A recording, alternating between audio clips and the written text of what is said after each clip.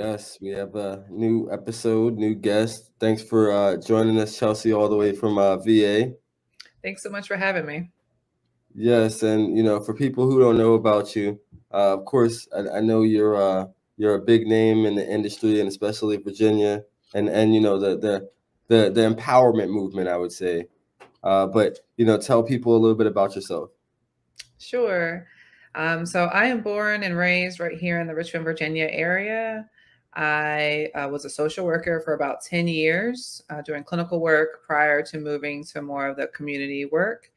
And in 2018, I started and now co-host a running radio show and podcast called Race Capital. It's really geared towards Richmond, and our slogan is Race Capital, where we interrogate racial narratives in the fallen capital of the Confederacy, Richmond, Virginia. And then in 2019, I started and co-founded Marijuana Justice, where we organize to bring equitable legalization to dismantle the war on drugs. So I am really into this community work. I'm into Black liberation. I consider myself an abolitionist and a student of abolition. And I'm really here to make sure that we bring that types of narrative and this work of cannabis to the South and the United States. Yes, yes, that is huge. And for anybody who doesn't know, of course, just bringing them up to speed, where are we, in Virginia with the state of cannabis? Well, Virginia is in one of those quote unquote gray areas. So in 2021, we repealed the prohibition of simple possession. So what that means, it is actually legal to possess up to 1 ounce on your person. There is no public consumption, so you can't just walk down the street in Virginia and smoke. But you can have it on you. The law enforcement can see it on you as long as it's not more than 1 ounce. You are allowed to grow 4 plants per household. And we also had our records sealed for folks with minor misdemeanor possession charges. So in Virginia, we have it so that it is decriminalized and there is some legal possession, but there is still no adult use regulation sales. So you can't buy it here from a quote unquote legal or licensee. And we do have medical cannabis here in Virginia as well. But again, that's not necessarily accessible for everyone, whether it's with a medical card, whether it's the type of weed that they want or the prices.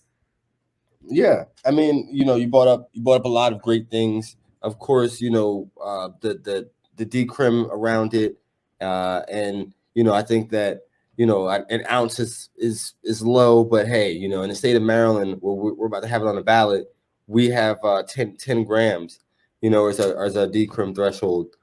So that's one of the lowest I think in the nation. Yeah, that's real trash. We're gonna have to do something about That is, it's real trash. And even the companion bill that goes with the ballot referendum, it's only 1.5 ounces. And that. I was Right. on a call with like some Marylanders the other day, and they've been pushing, of course, legalization. And as I told them, the biggest thing for me is not to legalize at any cost, but the biggest thing for me is to make sure that we're gonna get there, guys. And the people who have been, medicating or doing it therapeutically are still gonna do it. But the thought is we want to make sure that, this is a chance of opportunity for people, our brothers and sisters who are incarcerated. We want to make sure, people who've had it on their record, who this is impacted. We want to make sure that, they see the light of day, and then also the economic opportunities, and to make sure that it actually comes to fruition. Is not just a buzzword that draws dollars. So Yeah, and I just want to jump in and said, maybe we don't legalize it at any cost. And marijuana justice, we don't believe that either.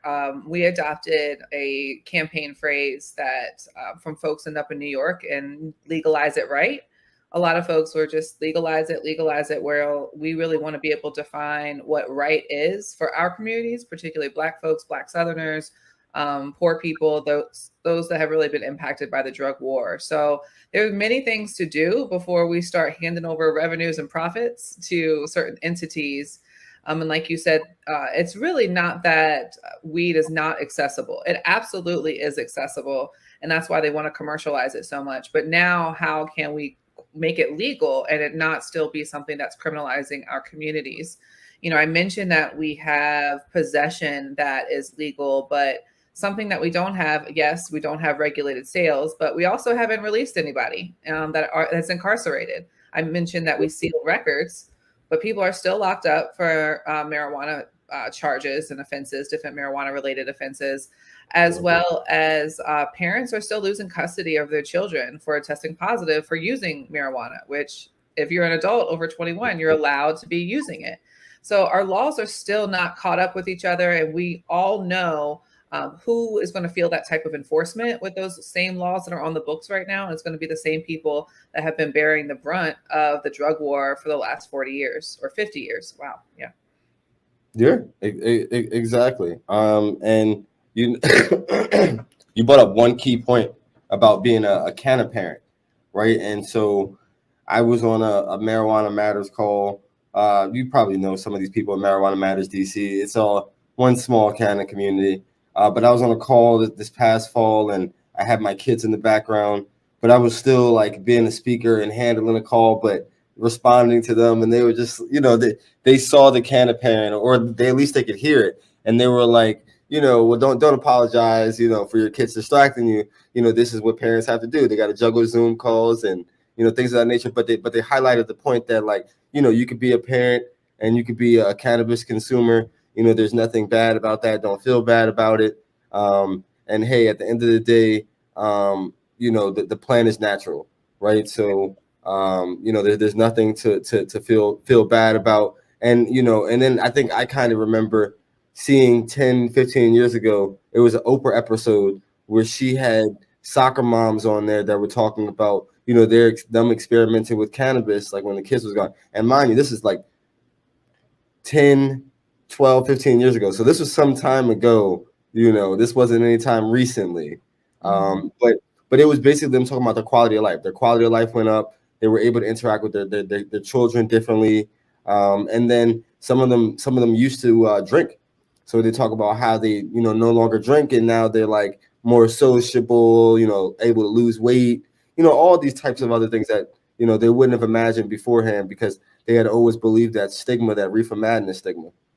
Yeah, the marijuana mamas that really kind of pushed this medical conversation forward for a long time were highlighted. And I think you mentioned too, some white, you said soccer moms, I heard white moms. And, I think it also depends on like really making sure that we represent, that face of canna parents. I'm a mom, my daughter's 8. She's right in the other room. She knows exactly what I do. This is my full-time job. I'm always talking about weed. And so she's really aware of what I do. I answer all the questions for her. I don't necessarily consume in front of her, but sure. I obviously do partake. And so just being able to show what people look like, what consumers look like, as well as what advocates look like, because yes, we can show a certain face, but let's also remember who has been the face of the drug war for such a long time, and how we need to really flip that on its head. Sure, for sure. And I would say that there, several things you brought up, and it's several things that I kind of, like try to mention and try to talk about, is like I think that you have an important role to play in the advocacy role, because you have to continue to uplift what they would call the legacy market, right? Mm-hmm. Because I believe that people who have been impacted by the successful war on drugs, right? Because it was a success. People who have been impacted by the successful war on drugs should have opportunities, right? So people who are getting released from prison for cannabis related charges, of course, that hasn't happened yet in Virginia, but when that does start happening, people who are getting released for cannabis related charges, they should be like kind of first preference to get training and be able to assume these jobs. It's crazy that people who were ostracized or kept out of the market, whether it be from a business entrepreneurship standpoint or from just being a worker employee. Mm-hmm. And I would just add to that list someone to benefit from the revenues, right? Like I think a lot of time we only conceptualize or talk about the opportunity from a business standpoint, but the state is going to benefit from the revenue. So also directing where those revenues go to make sure they're also benefiting those that have been impacted by the war on drugs. Because not everybody impacted is going to want anything to do with it. Yeah, what programs are going to come from this, right? Right. What roads are we going to fix in our local area because of this? So Or yeah. who are we going to give money to? Like, I really want to even like shift our mindset of why.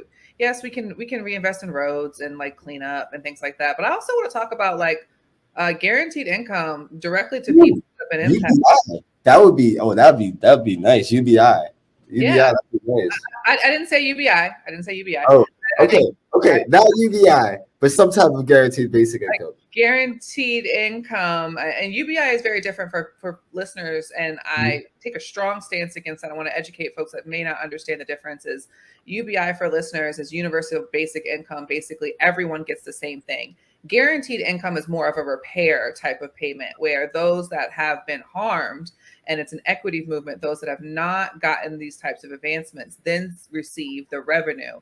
Not everyone receives it on the same level, right? So that's a really big difference that I think is important for people to know. It's not that everyone gets it; it's those that have been harmed get it, and it's a way of equity and trying to get us back to whole. But just to add that to people's mindsets, some folks up in Chicago, Illinois, have been talking about this for a while with their R3 movement of how to get those monies into a guaranteed income form.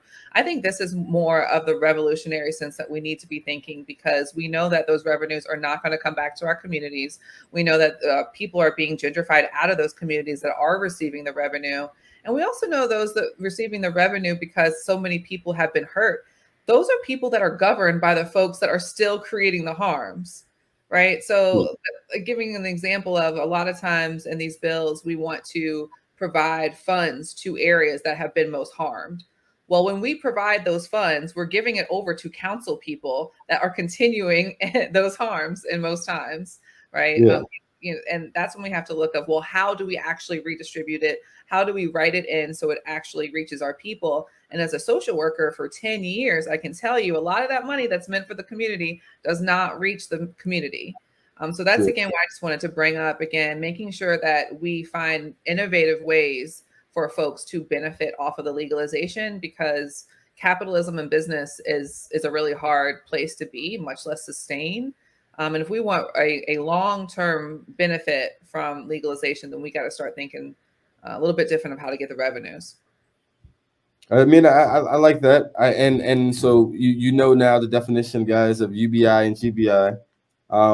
But I definitely like that because I'm a proponent, especially about the money, uh, about it going back to like the most local level. So like for me, I wanted to go back to the municipal, the town government, the county government, as opposed to the state legislature, and then the state legislature appropriating a certain amount each year to different programs.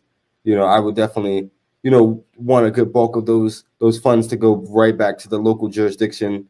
Right. Um, And most legislators, and just to give an example in Virginia, so if we were to, in 2021, y'all, when we passed the decriminalization, I will say that we had a plan to legalize with regulation by 2024.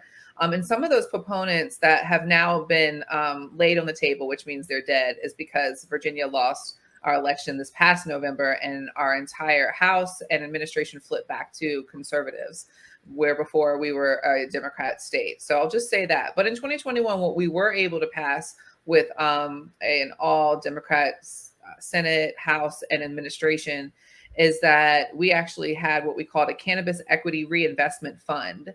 And so 30% of all of the state revenues went into this fund that would then be overseen by an advisory board at the state level, and mostly to just make sure that those funds got right back to the municipal level.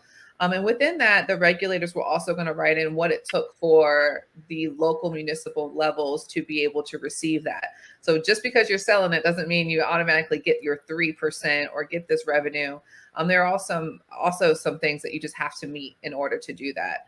I'm bringing this up because there are ways, and we took this language straight from Illinois. And so there are ways that we can create this fund. You mentioned before about people being priority for licenses. We also had in there that if you had a prior misdemeanor weed offense, that you would qualify for an equity license.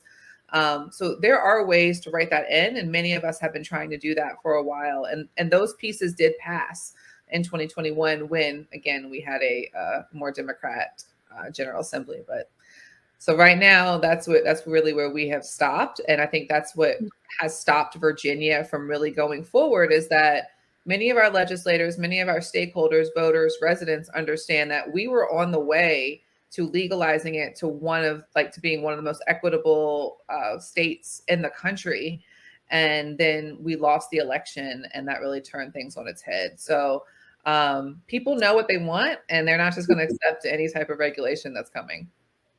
And that was something, of course, I was going to bring up was, I had mentioned several times a couple of years ago that Virginia was lapping us in progressive policy, and one of the very last big things was the passage of 2021, and then of course, as you said, unexpectedly Youngkin won, or expectedly some people, but Youngkin ended up winning and kind of like stalemated the I guess the beginning of the rec process, because from my understanding, the timeline got moved up initially, and then Youngkin came in and kind of like slowed things down, and it's now delayed and on a later timeline again.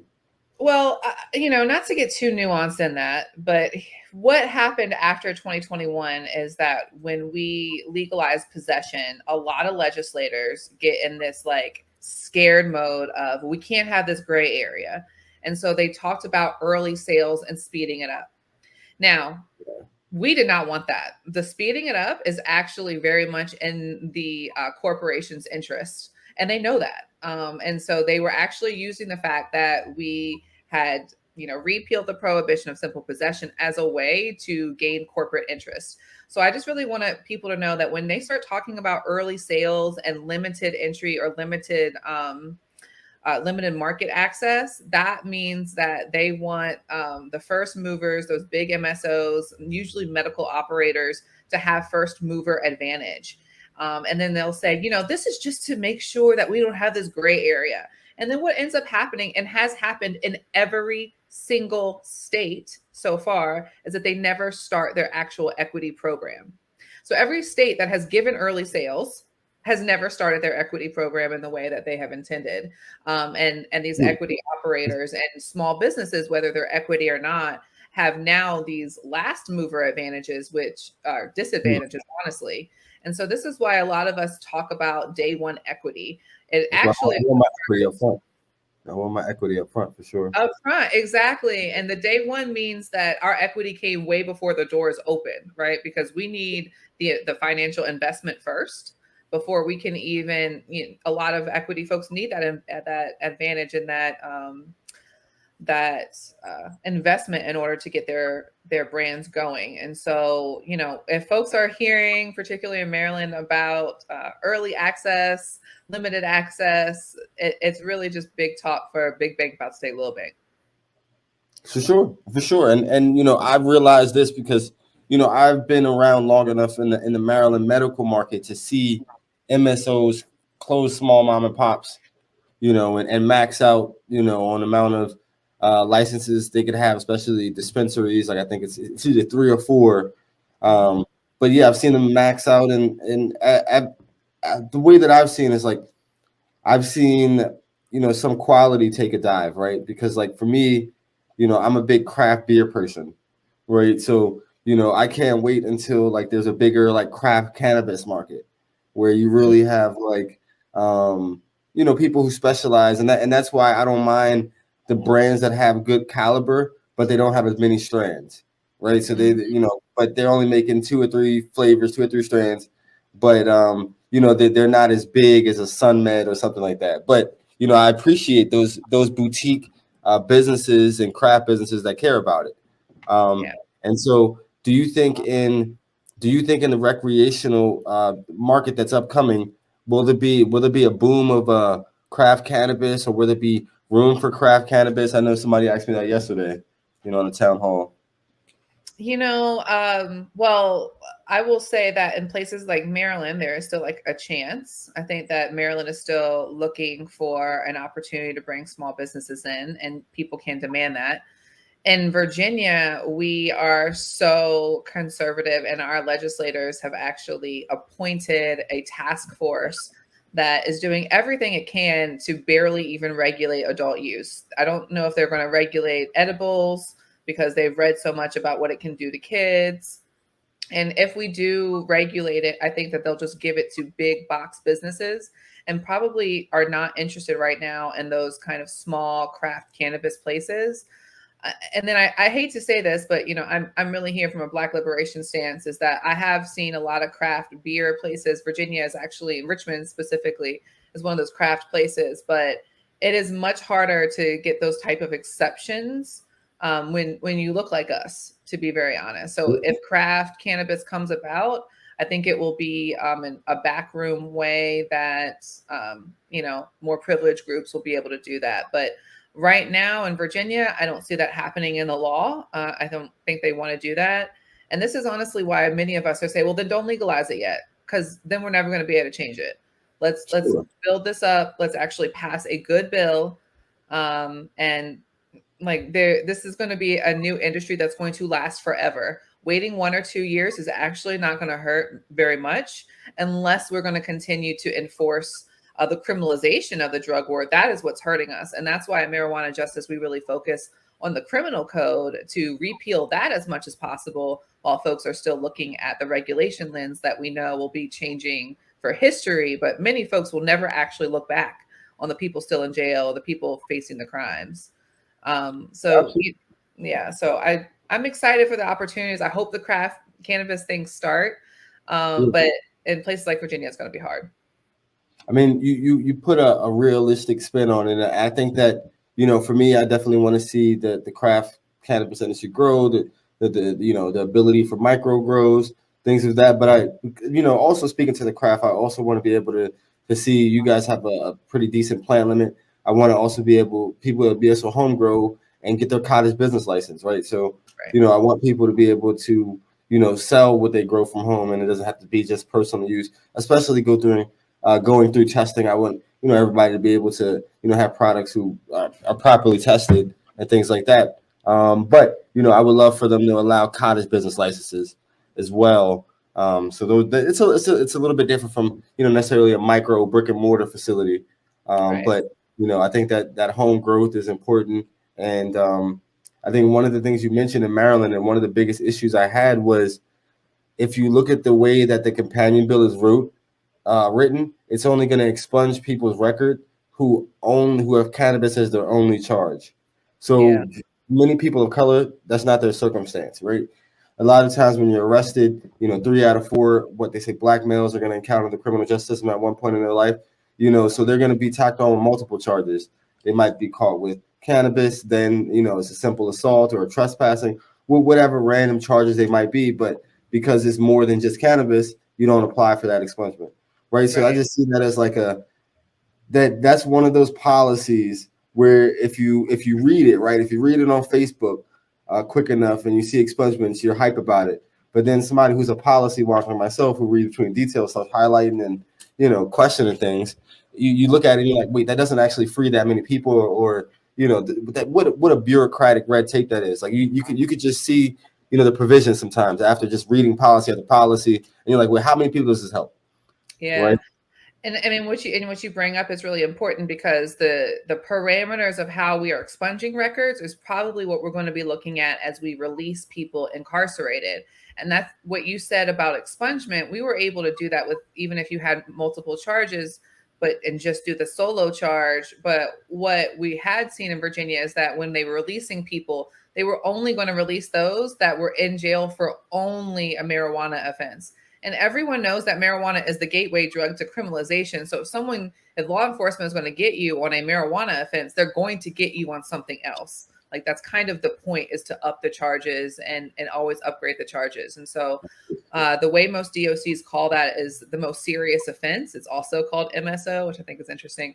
And then to go even more nuanced is that most localities don't file the offenses by cannabis, by marijuana, because it's not usually the most serious offense. So what that means, it takes even more money and like time and a budget expense to go and expunge those records or to release people, to find those names. And that's just more reason for legislators to say, no, we don't want it because it's going to cost money. Let's just get the people out with the solo charge. Right. And so these conversations are really important to say, well, let's look at how many people it's going to help, and let's make sure we're framing our conversation that way. For sure, for sure. And I, I appreciate, of course, what you do and all the advocacy, that you do, because we need more people like you in Maryland, right? Abolitionist. I think you met my friend Gabriel Acevero, Delegate Gabriel Acevero. He's one of those people, and you probably seen in Maryland. He'll vote against legalization if it's not equitable, and he has, right? Like, he's proven it, many times over. Yeah. And his bill, and Senator Carter's bill, a lot of time they speak most directly to what the community wants, right? But like, you see a lot of times that like they might not get the favorite nod by leadership, but when you look at like the quality of the bills, you can see that Senator Carter and Delegate Acevero, they were cloaked in reparations. They were cloaked Yeah. in, equity, diversion, the diversity, inclusion. Yeah. They were cloaked in those type of things. And then you look at the other one, and the other one just had a bunch of compromises and things that weren't really going to be helpful, right? And the funnier thing is like it seems like their bills were written by someone who understood their community that they were writing. Like, you know what I mean? Like the other bill was led by a white guy from Baltimore County, and then these two bills were Yeah.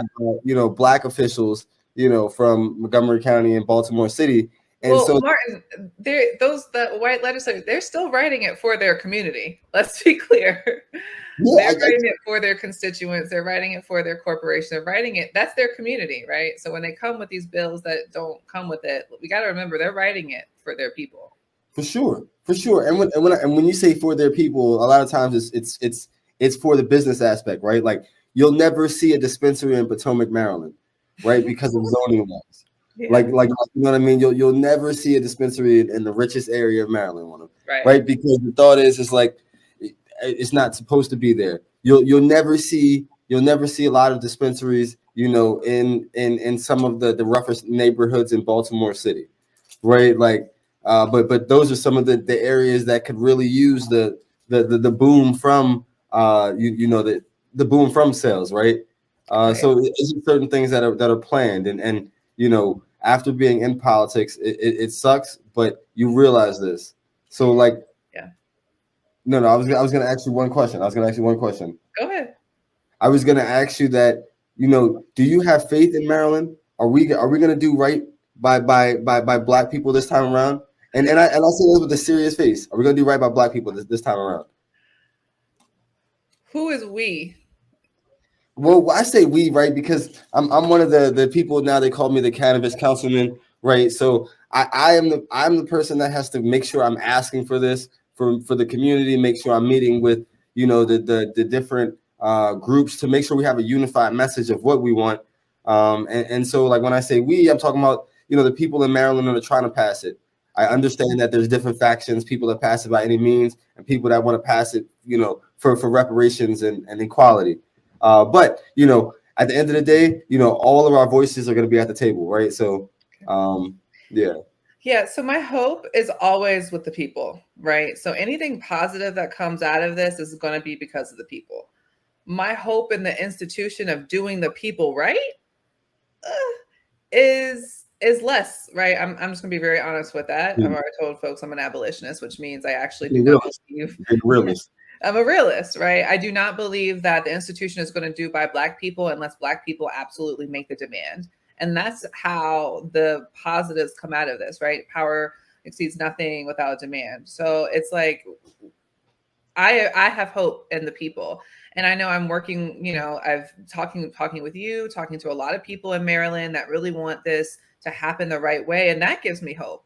That allows me to even lend my time to help in Maryland because yes, marijuana justice is born and grown in Virginia, but our goal is to really make this something that we can talk about nationally for Black folks and for us, so that we can have more of us at all of these tables. So my hope is always with the people. Absolutely. I mean, because I think that, we should all learn about plants, right? Like one of the things is like, I think we should all learn how to grow our own food, right? It's important to learn how to grow your own food. So not just cannabis, but at an early age, if you taught, agriculture, that would be Mhm. important because you realize that, like, I think that I told somebody 15 years ago, cannabis is the biggest cash crop, legal or illegal. And, you can see in states where legalizing has proven itself to be the case. Cigarettes aren't as attractive as they once were, right? Like when you get cannabis legalized everywhere. Yeah. And of course, hemp being legalized. So, the thought is like, as I see a lot of the people that I grew up with, and they go into all different types of forms of life and all different ways, right? I know that a lot of them have this cultural connection to cannabis, and a lot of them are excited about what's going to happen, and the opportunities. Imagine if you could just give a whole community jobs in the industry, right? Like you Right. could change the way they're looking at things. The thought is like, I might not have to work in retail, I might not have to work in fast food, but I'm a cultivator. I've learned how to become a grower. You know what I mean? Like, Yeah. And as those opportunities come, a lot of us talk about licensing and ownership and co-ops, but we also have to think about worker protections. Something else that was in the Virginia bill was that cannabis folks really had to stay neutral to union organizing. And that is a way that we can also reform corporation industry. Like that's what cannabis legalization has got to be, is showing a new model of capitalism, to be real, like a regulation that provides some type of pathway for inclusion and equity, where the rest of our business models in this country do not. Right? We actually have an opportunity to create that through regulation and really create and manufacture something new. So that's what I'm excited about. And I yeah. think California did some type of union around cannabis workers, right? I think I was reading something about that. Yeah, we did. That's what I was saying. So what we had written in was that cannabis owners and the owners had to be actual, the employers. I'm sorry, that's the word I was looking for. The cannabis employers had to be neutral to union organizing. So if you don't know too much about that, a lot of times people hear about union busting. So that means that the business owner and employer cannot put money towards union busting, which is what most people, and like people like Amazon and these other large businesses and corporations do. They spend a lot of money with misinformation campaigns and actual like one-on-one talking to get people to go against that. But as we Listen, think about opportunities, think about worker protections and testing positive for cannabis. Are you going to get fired for that? Right? These are all different types of worker protections that can be done at the municipal level as well. yes, yes, it definitely can be done, and I'm glad you talked about the municipal level. We have a lot to do, especially at the municipal level in Laurel. There's some things that I want to implement. I more simply, I want us to make sure as a city we're telling the General Assembly that we're supportive of the Mhm. legalization, and kind of what we're looking for from a municipal standpoint. And then the other thing is it's more of a formality, but Mhm. just taking a vote as a council to say we're in favor of medical marijuana. Mm. And the reason that happens is because there's a lot of bureaucratic hangups. If we don't have that official say so in Yeah. terms of sponsorship partnership. So the thought is like making sure we make it official. It's just really more of a formal resolution. But I know there's other things that you could do, especially around getting like I think the police chief to further deprioritize cannabis arrest and of course other things that you were talking about funding wise and union organizing.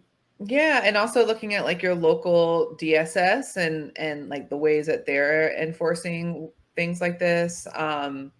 Yeah, I mean there are many different ways, and the deprioritizers, not prioritizing this in arrest are things to very much put on record. A lot of times that doesn't necessarily mean things with law enforcement, but that is something that you could say. And I know you said that you all put in the resolution to agree for medical marijuana, but are you all doing it for adult use? Well, yeah, that was the first one. The first one I Okay. was talking about was adult use, and then kind of just saying what we want as a municipality, and then the second one is just a formality of the medical. Yeah, Yeah, very cool. And yeah, and I just definitely, this is when your community members and just can talk to them about whatever the percentage, like in Virginia, it was 3% would come back to the local municipal council and that budget allocation. So start talking about what you all want with that budget, right? Like, where is it going to go? Because I'm sure as soon as it starts coming, y'all are going to look for holes to fill and things like that. But we should start this conversation new early with our programs, folks. new programs to start. Like, yeah, Yeah, absolutely. yeah. Absolutely. And so of course you've been here a while. I wanted to ask you a couple rapid questions Okay. and get you out of here. So the first question, of course, very simple. Are you a Pepsi or Coke type of person? Ha! Oh man, Pepsi. If I have to choose, I don't really fuck. Yeah. I mean, hey, that's fair. Pepsi, if you had to choose. Pepsi, if you had to choose. My next question is, what is your favorite strand and why? Mm. Oh my gosh, I'm not much of a weed head to be doing this right now. Hey, we know you fighting. You out there fighting. So I know.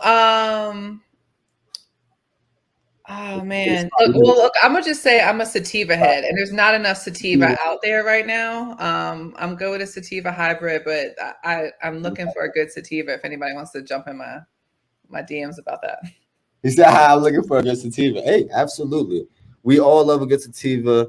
Preferably, especially in the morning, get that wake up. It's Yeah. some of the best time for me, especially. And then the next question I'll ask you is, who is your favorite superhero and why? Oh my gosh. My favorite superhero and why. I just really kind of got into superheroes because I'm a mama now.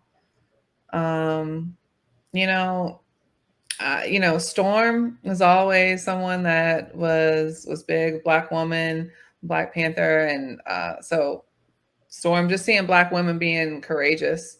And I mean, honestly, when you said this, my answer would probably be Angela Davis. Dr. Angela Y. Davis is a superhero, and that's who's always been Agreed. someone I've looked up to. Yeah. I wish I could meet her. That's definitely one of the people that I want to meet in life. Yeah. There's not many people I like to meet in person. She's definitely one of those few. Sure, truly, truly. I was just really blessed that she was still around in 2020 to kind of witness that and give public commentary and for us to all be able to hear that from someone that's lived through something like this, 5 decades before. Yeah, yeah. I mean, shoot, they were smoking cannabis when it was dangerous. When it was dangerous, Yeah. dangerous. And And those I were don't know if anyone's heard Angela Davis talk about the drug war now because she was really one of, in the 80s and 90s, they started picking up on the patterns about what the drug war was doing in their community and that sort of thing. But to hear her now from being able to witness it as an adult is just really, it's profound and it's inspiring of why we have so much work to do. And particularly in cannabis, why we can't allow this to be a drug war 2.0. Yeah, I completely agree. I completely agree. And I'd say the last question I'd ask you is, I know you know a lot of people in the Maryland area. What is an organization that you feel is doing some great community work, around cannabis and cannabis in the community? I this is one of those times I'm maybe not going to say anyone specific except for whatever y'all are doing. I know you work with the NAACP. I Yeah, say yeah, yeah, yeah. Of support, course. There's support. so many. There's so many out there. You got Yeah, you I got the do. change makers, MD Normal, Yeah, uh, well, we Explore don't Maryland mess with Cannabis. Virginia normal around here, but yeah. So anyone that Martin's messing with, you're my people now, so I mess with my people's people. Trust and believe. We have our disagreements. Sure. Normal and us, but at the end of the day, we could generally come to the table, and I appreciate now. Normal is led by really two Black women. So I think that I can really have the serious conversation with them. Right. Yeah. And national normal and the local chapters are very different, but our Virginia normal chapter could use some help with their equity stance at least. But I've seen some really great work from other chapters across the country. And so I'm excited to see what Maryland does with all of the work that's happening. Yes. And then of course the last question, once we legalize, cannabis, is this gonna push hemp production in the state? Are we gonna have more? Nah. No? Hemp, you said hemp production in the state? Do you think it's gonna spur more hemp production?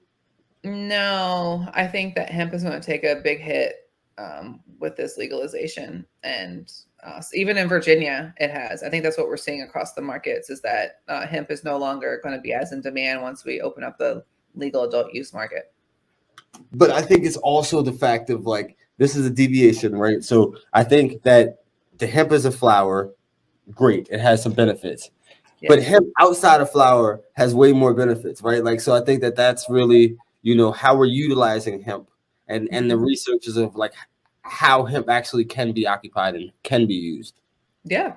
I hope that we are able to focus on that. I will say that because cannabis is what's selling and will sell off the shelf. But I'm listening. Right? So cannabis is what can sell off of the shelf and will sell right now.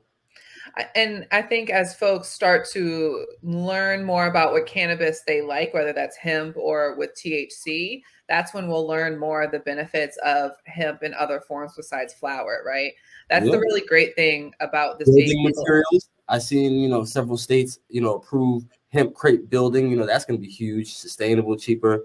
But Virginia I'm really excited. I think if I have this secret dream of being able to like build tiny hemp houses for folks in need of shelter and that sort of thing. I think that we could get incredibly innovative if we got hemp in our hands. But I think again, that's going to be some regulation, some hoops, and we just got to convince us that it's worth it for us. I think you're right. We should fight for that. Yeah. I mean, well, Chelsea, of course, I've had so much fun. We definitely got to have you back. I would say tell people how they can stay connected with you, how they can reach out to you. All right. Yep. I am at Chelsea@marijuanajustice.org is my email. You can find Marijuana Justice at THC Justice Now on Facebook, Instagram, and Twitter. Our website is marijuanajustice.org, and you can catch us on YouTube as well with all of our videos that we have lots of conferences and conversations about many different topics because this conversation is so large. But you can follow my personal platforms on Twitter, Chelsea Wise RVA. I have a lot to say on Twitter, and also on Instagram just for fun, Chelsea Higgs Wise. Yes, thank you so much for joining us, Chelsea. Can't wait to see you next time. Yeah. Guys, don't forget. Oh, I'm sorry. I was just sending a reminder that October 18th is the last day for you to register to vote. So if you want to have, an opinion, if you want to have a say so, this election on, if you approve of responsible adult use for 21 years or older, you got to be registered to vote. So make sure you register to vote because this is an important election.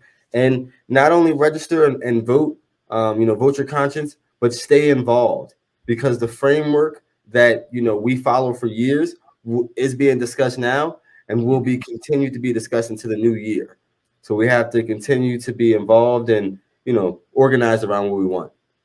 So thank you guys. Appreciate you. Thanks so much for having me. Yes. See you next time. All right. Someone that you can find to see you through and free your mind. And if you find it's only you, then you can see it through. Yes, you can see it through.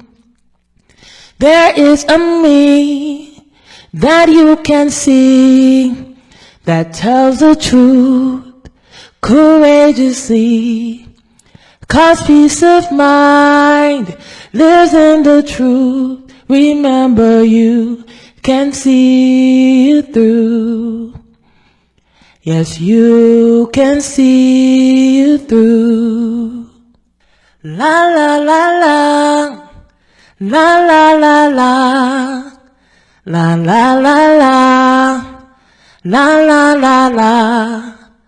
La la la la. La la la la. La la la la la la. La la la la la la.